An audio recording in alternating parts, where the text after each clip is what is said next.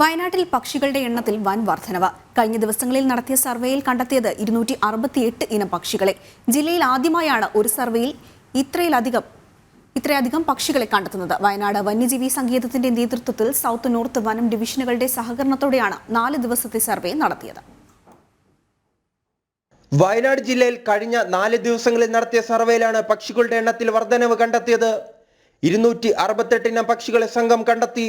നഗര അർദ്ധനഗര തണ്ണീർത്തടങ്ങൾ, ഈർപ്പമുള്ളതും വരണ്ടതുമായ ഇലപ്പൊഴിയും വനങ്ങൾ, പുൽമേടുകൾ, നിത്യഹരിത വനങ്ങൾ തുടങ്ങിയ മേഖലയിൽ സർവേ നടത്തി.